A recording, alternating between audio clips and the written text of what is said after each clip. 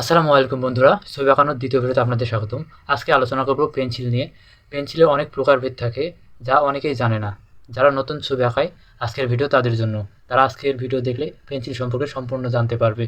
তাহলে পেন্সিল সম্পর্কে জানার জন্য পুরো ভিডিওটিই দেখতে হবে, কোনো অংশ মিস করা যাবে না বা টেনে টেনে দেখা যাবে না। আপনারা যারা নতুন আমার ভিডিওটি দেখছেন, তারা ভিডিওতে একটা লাইক করে দিবেন এবং সাবস্ক্রাইব করতে ভুলবেন না।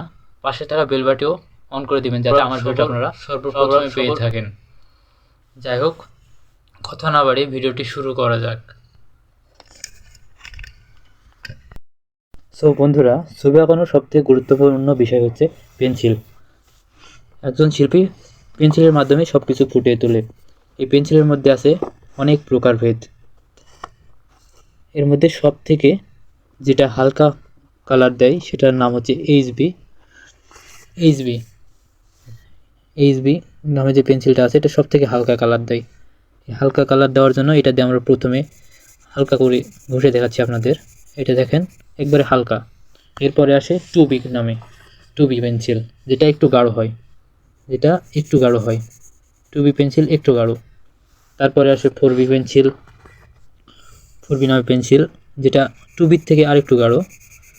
থ্রি বিও করে অনেক কোম্পানি, কিন্তু আমার কাছে ফোর বি আমি ব্যবহার করি, থ্রি বি লাগে না, সেজন্য ফোর বি দেখাচ্ছি। এরপরে আছে সিক্স বি আরেকটু গাঢ়, পর্যায়ক্রমে গাঢ় হতেই থাকবে।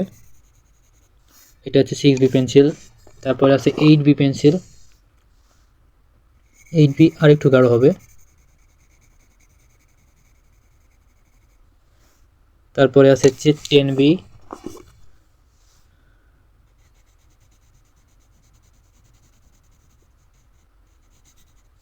এরপর 12B। এটা হচ্ছে লাস্ট পেন্সিল। তাহলে পেন্সিল আমরা কত ধরনের দেখলাম? এইচবি, তারপর 2B, তারপরে 4B, তারপরে 6B, 8B, 10B and 12B। তাহলে 1 2 3 4 5 6 7, এখানে 7টা পেন্সিল দেখালাম। এছাড়াও আরও পেন্সিল হয়, যেমন charcoal pencil, white charcoal pencil, woodless pencil. আপনাদের এটা হচ্ছে হোয়াইট চারকোল পেন্সিল। এটা দ্বারা আমরা চোখের মধ্যে বা কোনো জায়গায় সাদা ডট দেওয়া লাগলে সেখানে ইউজ করতে পারি। এছাড়াও রয়েছে আপনার চারকোল পেন্সিল, যেগুলো অনেকটা কালো হয়, এগুলো দ্বারা চুল আঁকানো হয়। এছাড়াও রয়েছে উডলেস পেন্সিল,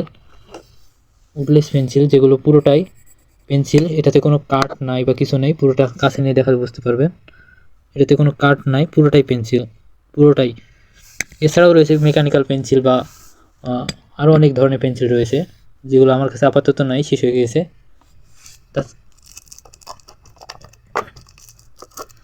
আরও রয়েছে যেগুলো হচ্ছে পেন্সিল বার, এইগুলো দ্বারাও ছবি আঁকানো হয়। তো পেন্সিল সম্পর্কে আজকের ভিডিওটি কেমন লাগলো কমেন্টে জানাবেন। আর আজকের ভিডিওটি এই পর্যন্তই। ধন্যবাদ সবাইকে।